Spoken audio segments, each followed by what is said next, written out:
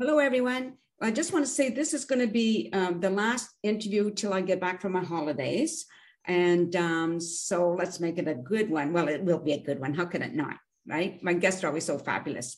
So today's guest is the president and CEO of Acuity Global. He is also the executive director of Innovative Cities and a senior fellow at the C.D. Howe Institute. Time to meet Hugh O'Reilly. Welcome to the show.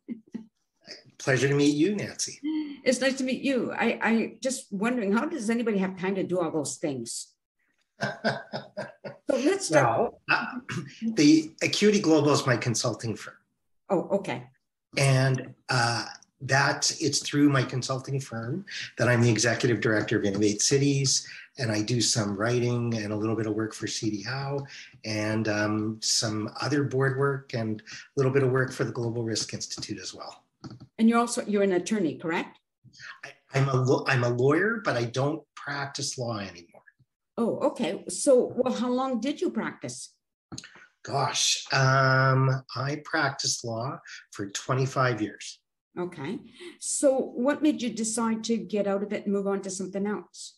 I'd always had a wide variety of interests. I've worked in politics for many years. After I went to law school, I worked for a cabinet minister in Ontario, and I enjoyed the practice of law and I had great clients doing interesting things. But an opportunity came up for me to be the president and chief executive officer of a major Canadian pension plan. And since pension law had been a big part of my practice, it was something I really wanted to do. Right. Well, okay. So I'm not quite sure where to start. Tell me about Innovative Cities. What is that?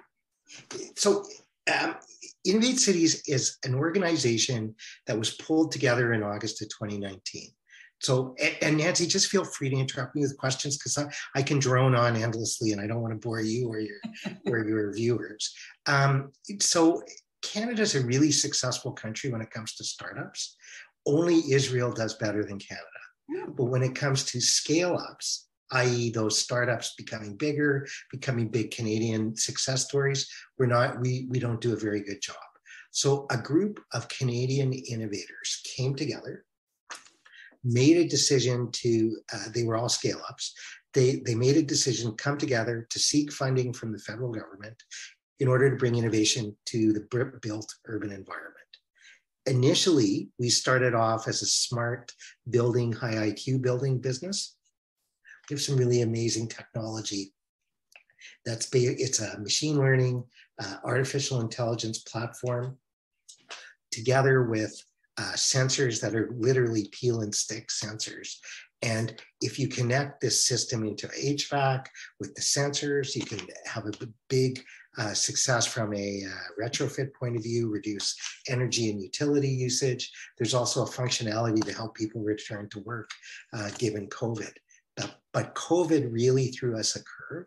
So as a result of that, we had to change our focus a little bit because smart buildings, it doesn't matter how smart the building is if no one's in it. So what we decided to do was we focused on building innovation infrastructure. So we're building a data trust, which is a data sharing platform. We're building a marketplace and an ecosystem. So those are kind of our main goals, but we're building what we call horizontals or infrastructure to allow innovators to use data and other things to build their innovation businesses. Ah, okay. So now what was the other one here? What is the Howe Institute? C.D. Howe Institute is a think tank that was established, I think 50 or 60 years ago to honor the memory of C.D. Howe, who was a Liberal wartime cabinet minister, who's the Minister of Industry, helped get Canada's industries going.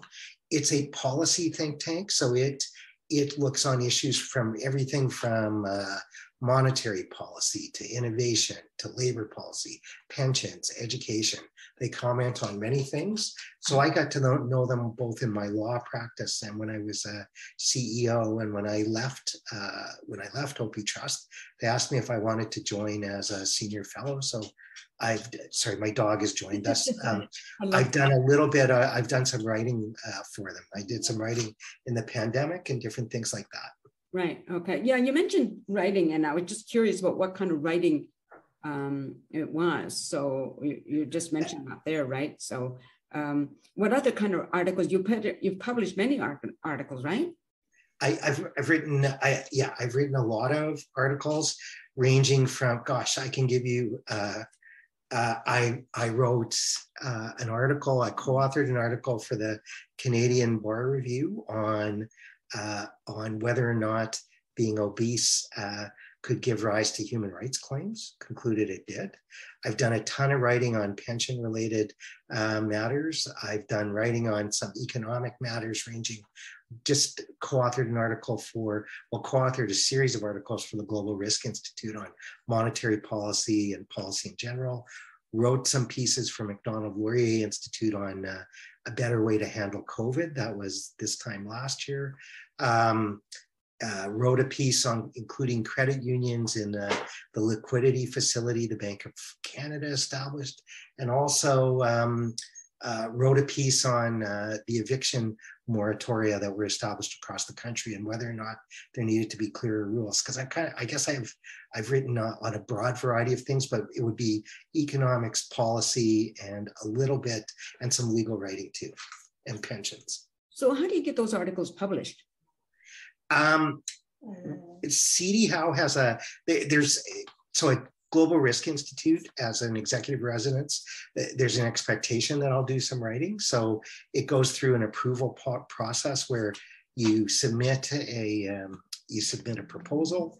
It gets approved by the research director and then the CEO, and then you write it, and it goes back through the approval process, of course, and it gets published that way. CD Howe, I've written what are called intelligence memos. I like writing those because they're 750 words long, so it doesn't, probably that's the depth of my intellect, to be honest, Nancy, is 750 words. And on the COVID related matters, and I was asked by Macdonald-Laurier to write pieces on it. Now, are you a disciplined writer? I'm not I'm one of these people. I think from this is a tribute to the people who taught me. I'm an excellent writer from a technical point of view, but I don't really enjoy writing it, but I do it because you have to do it. So. Oh, I see. Okay. Yeah. I was just wondering because like when I was at Toastmasters and we had to give speeches, and I'm really good when I have a deadline. Otherwise I'm undisciplined, so just wondering if you were like. I'm the same way. I'm really lucky. There's through the Global Risk Institute, I met someone who's become a really good friend, a colleague. Jason Stewart is his name, and he's really disciplined. And so we work together, but he makes things happen. I wish he'd been my grad school supervisor. I'd probably be a famous academic now. Well, as you've got a lot going. So, and you mentioned Orvis Canada. What is that? I mentioned what? Orbis? Yes. Yeah. Orvis Canada is really, it's an eye charity. So I'm a disabled person. I'm a traumatic brain injury survivor. I don't see out of my right eye. Okay. Amongst other things, but Orvis is a charity that focuses on healthcare in the developing world. It's an international charity. I'm on its board, and it's really quite interesting. They have what's called the Flying Eye Hospital, and the Flying Eye Hospital is a jet. It's a 757. It's a complete surgical suite. It flies into different countries in the developing world, performs surgery, trains people in ophthalmology, because there's a lot of blindness that occurs in the developing world, and it's all preventable if it's gotten at quickly. So that's what it's focused on. We've got, stay tuned. There's some stuff we're going to be doing in Canada in the near future, but I don't want to get in. I know you could break the story, Nancy, and maybe end up on the front page of the paper, but I don't want to get in trouble with the organization by breaking stories before they're ready. Yeah, no, you can come back after. It's a really cool initiative, and maybe come back after. We've got some really interesting things going on at Innovate Cities where we're going to be focusing on making technology more accessible to disabled people, because technology isn't accessible, and then disabled people frequently get caught in three things come together that prevent them from leading full lives that they're fully capable of leading. So one is there's poverty. The second is typically where they live, they don't have internet access. Because of the poverty, they can't buy or obtain the technology, and then everything reinforces itself, and the technology really isn't designed for disabled people. So we want to develop a process where we're going to promote that kind of work and get good minds, innovators working on it, so that we can create a better world. Awesome. That's really good. Yeah, for sure. Definitely have to come back on the show. Now, you mentioned also, I'm just sort of going through your bio, which I appreciate, by the way. Thank you, because it really helps me focus a little bit. You serve on a number of boards, I think, right? Yeah. So what are some of the boards or organizations that you're involved with? I'm on the board. A lot of passion around Indigenous and First Nations and Inuit issues. I grew up in a small town in Saskatchewan where the difference in lives was pretty obvious. So it's a passion of mine. So I'm on the board of Namarind Housing Corporation, which is an Indigenous housing corporation, not-for-profit list that's based in Regina. It's run by one of the most phenomenal leaders I've ever met, a guy named Robert Byers is their CEO.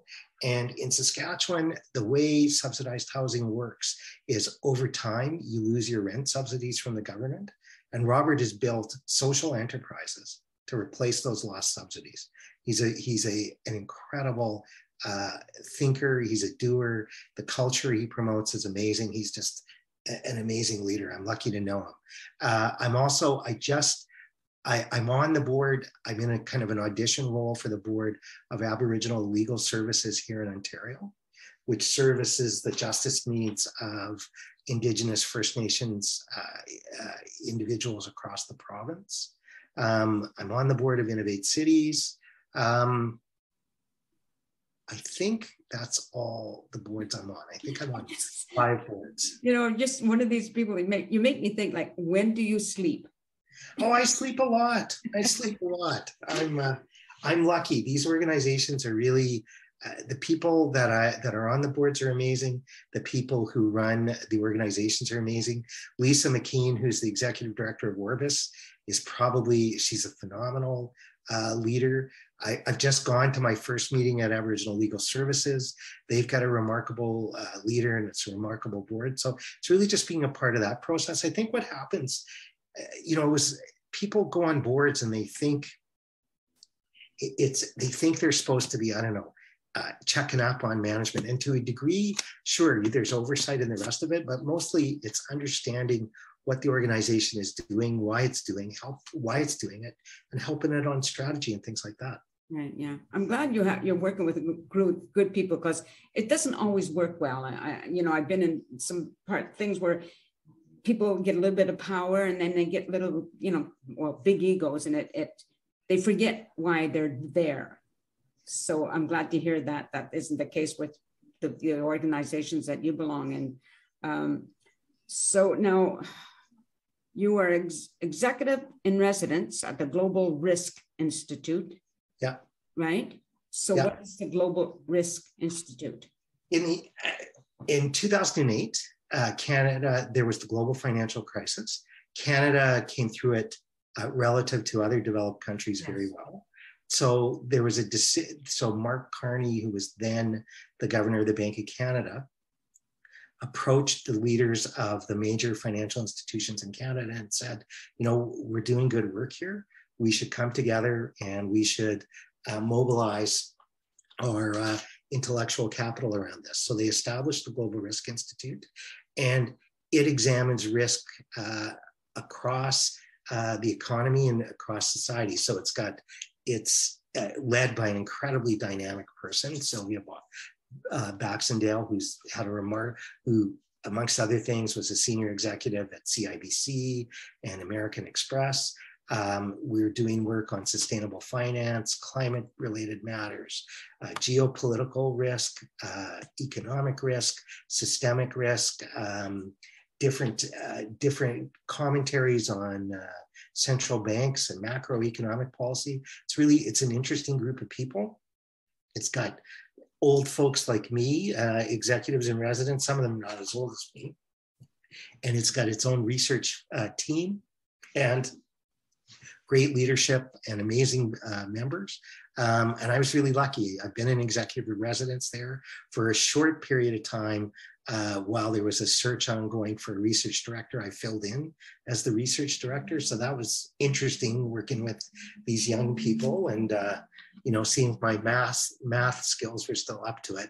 I had to get some help on that because some of the papers I'd review would be 20 pages of equations to make a point. So yeah, it's interesting. I think for me, I like variety. I like environments that are alive intellectually, and I like to do interesting things. And I've been, as my late mother used to say to me, Nancy, I was living proof that it was better to be lucky than good.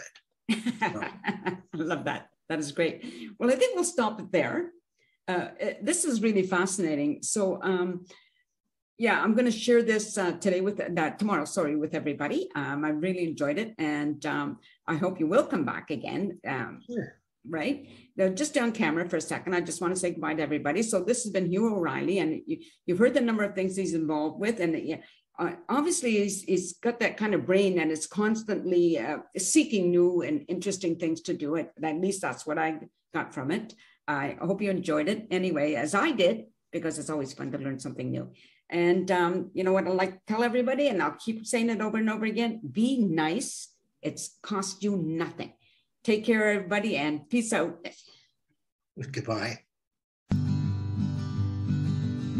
A sense of community, Chilliwack's a place to be. A sense of community when you're free.